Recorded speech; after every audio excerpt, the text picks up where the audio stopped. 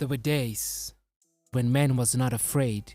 They were not scared of anything, not of any animal. They were not scared of the dark, being alone, of the future, their own capabilities. They were not scared of each other. They were not even scared or ashamed of being naked. But all changed when they had the fruit which they were told not to eat. Man began to be fearful, even of their own shadows. They couldn't even trust themselves around God. So they put on some leaves to make themselves feel better. And to this day, even after God put clothing to cover their shame, their fear has not gone away from them. Before men ate of the fruit, they were not afraid of anything. They did not even need each other because each of them was independent. Women were not inferior to men and men were not superior to women. But after they ate, everything changed. They began to be dependent upon each other. A man feels insecure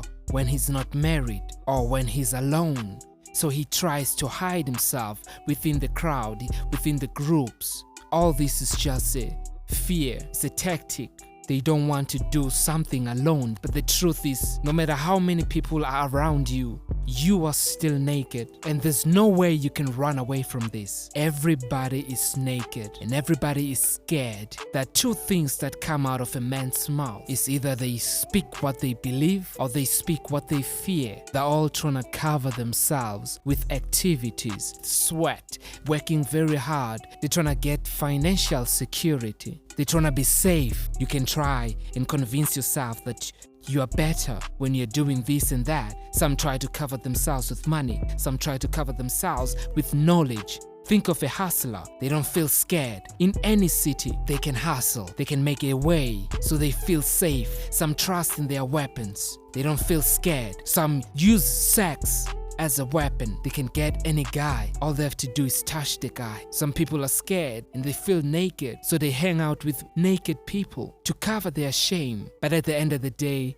they end up worse than they began. And all of this is just a curse, and began after they ate of the fruit, which they shouldn't. People today, they think education is gonna cover them up.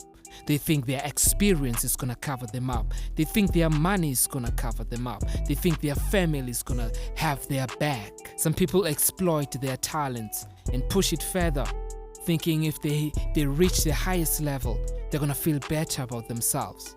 But if you're always working, when are you gonna sit down to enjoy your work? That's why you hate people who achieve goals that you are aiming for.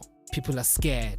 They run away. They use alcohol. They use drugs. They use everything, anything that they can get their hands on to feel better inside. Some people, they beat other people up. They make fun of somebody else. They pick on the small targets to make themselves feel big. But bottom line, everybody in the world is scared, is naked, running away from something. They want to feel the void. They feel hungry. They feel thirsty. They feel tired. There's nowhere to run. You're not fulfilled in your life because you expect love from people who hate themselves. They're empty inside. How can they feel you? That's why Jesus says, don't judge other people. Remove the speck from your own eye so you can see well enough to remove the plank from your brother's eye.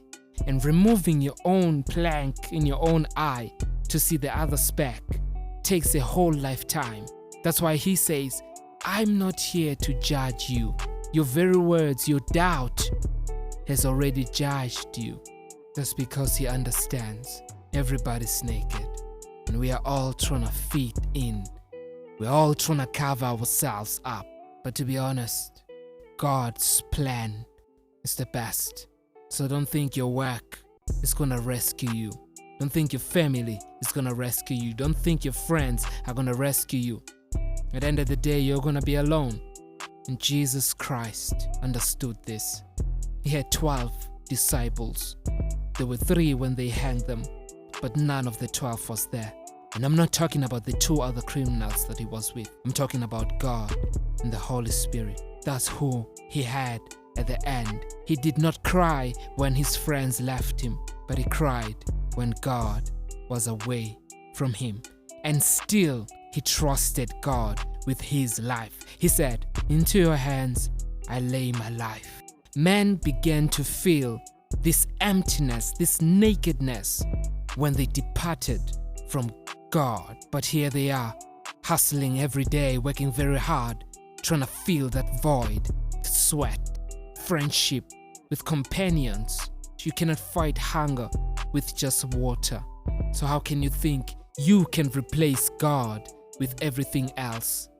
There's only one way to quench the thirst. It's with the living waters, with the Holy Spirit. Jesus says, you are naked, you're poor, you're miserable, you're in the dark, you don't understand. But yet you tell yourself that you're rich. If only you knew how poor you are, you would buy from me real gold. You would ask me to clothe you.